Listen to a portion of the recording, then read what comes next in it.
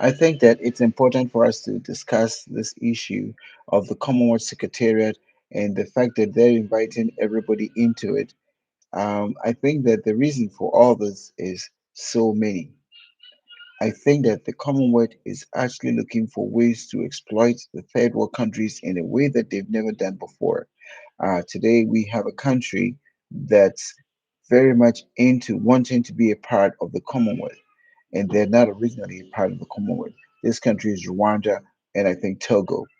Now, these countries, I don't know what the reason is that they are, but I do know that Rwanda is trying as hard as possible to get resources so that they can build Rwanda.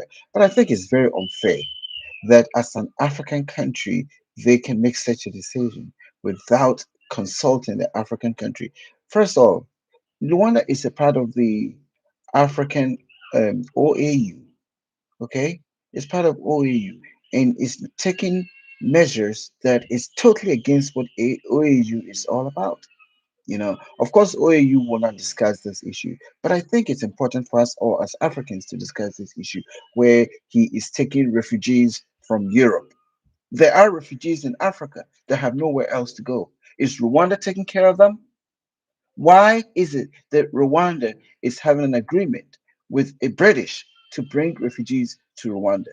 It is very unfair and it goes opposite to everything else that this guy Kigami is talking about. He needs to practice what he's preaching. It is unfair. It's unfair. Right now, as I'm speaking, if there's war in any of the East African countries, I am not sure that Rwanda will absorb them so willingly as he is absorbing these other people coming from the United Kingdom. We need to be fair with each other, the way we do things. Okay? Rwanda has refugees spread all over East Africa many years ago, however little they are.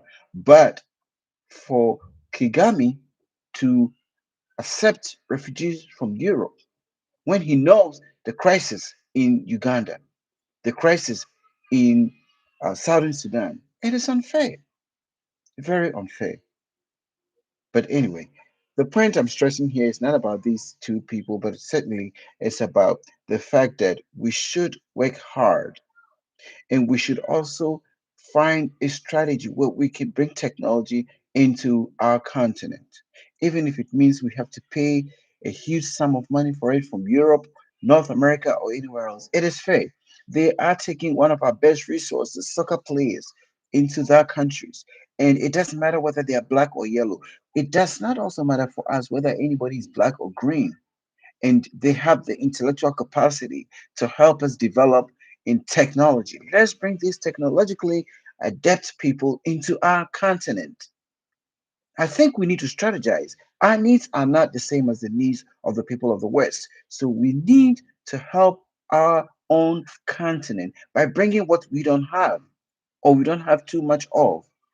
So my suggestion is that we need to start scouting for people who are technologically savvy onto our continent. Even if it means we buy them and give them citizenship, we need to do this because we can't continue to be a continent that is always importing from outside. We need to start making use of our resources ourselves. That is self sustaining. Self sustainment is not doing things for Europeans or Germans or Americans or Italians. We should be self sustained by developing or making the finished product. I think the focus now is can we make the finished products? How can we do it? We need to stop saying we don't have the resources. Yes, we do. We have major part of the resources. We may not have the um, other powers that is used for production. But we need to strategize and find ways and means of doing that. Africa should stop selling its assets to foreign people because we need those assets to live on. We need to start thinking about the future generation. We can't continue thinking that everybody will be taken care of by some mystical, magical means. We should plan for the future of our people. So the point here is I am very interested in seeking people who are technologically adept to come into the continent and help us do this. We can't do this. We need to stop exporting raw materials. to the West.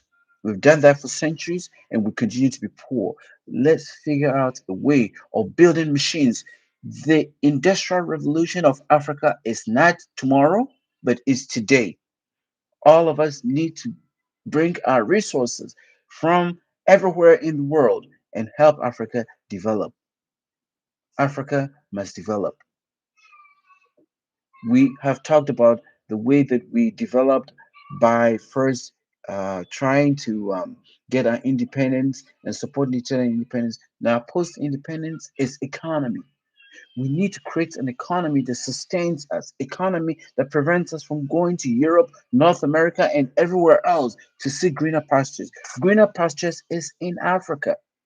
Africa is where the greener pastures is, and we should support each other to do this because there's nobody else who will do that for us. We are made to feel inferior by virtue of our color simply because our economies are not working. Now, if our economy should work, we will get the respect, the dignity, and the pride of being an African. Now, I want to suggest that we create what we call the African pride. Now, African pride, among other things, must include our economic wealth. I'm seeing a lot of issues going on right now in the Middle East where Africans are being killed, Africans are being beaten, are being mistreated, disrespected, and all that simply because of our economy. I've seen our women raped in the Middle Eastern. They're maid servants, they're not respected. People with good education, even better than the master's education. But yet, because of poverty, they are not respected and they are servants and they're mistreated. So I think that we as a people should address our issues. No one can address these issues for us. So I'm requesting that we create a funding for ourselves. Every diasporan that can contribute $1 will give us the ability to do projects for our own continent. We have 54 countries. If everybody that's African, black, and even white, it doesn't matter, who contribute to this founding, we as a people can be honest, sincere, and create projects that eliminate poverty. You know, I'm not running for any office, but one thing I can be sure of is that anybody running an office should start thinking about developing the rural areas of Africa. The future of Africa is not the urban areas, but it's the rural areas, rural development. Now, isn't that sad? 70% or more of our people live in the rural areas, and yet the rural areas is underdeveloped. There is now a complete rural urban shift where people are migrating from the rural area to the urban area. There will be a time where we're going to starve. We will not have food to eat because no one is there to farm for us. So it is important for us to understand that if we can give sustainable living conditions that are better in the rural areas, then we don't have the urban drift. And in fact, who can tell me living in the urban area is better than the rural area? Absolutely not. But the difficulties faced by people in the rural area makes it very difficult to continue living there. So we as a people should know where we came from. Why is it? Why is it that our colonial mentality is still with us? During the colonial period, what happened? We noticed that the colonial masters built very nice cities for us and left us who are most popularly living in the villages to live any kind of way in the village because they didn't have nothing to do with them. It is very unfair that I, who probably came from a village, comes to the city and don't think about the difficulties of people who live in the village. Let's start thinking seriously about the village because the village is where all of us come from. The majority of our families are in the village, and we can start developing our villages. So my point here is that I need assistance to be able to have a sort of a consortium, people who can think tanks to help us develop from the village instead of in the rural area.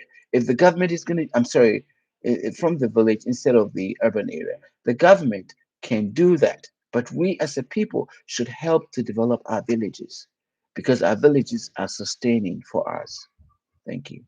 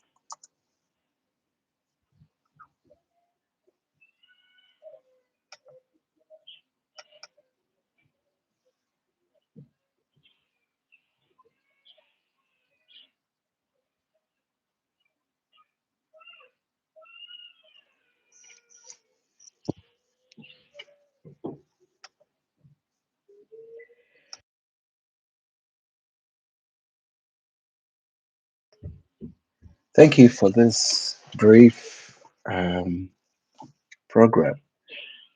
Essentially, the program is to discuss and talk about the Commonwealth Secretariat and how it's falsely using the third world countries for its own common purpose. The very issue that is very compounding and very disturbing is that the Commonwealth uses us from the third world countries for their own personal interests. Let's go back to slavery. Let's go back to colonization.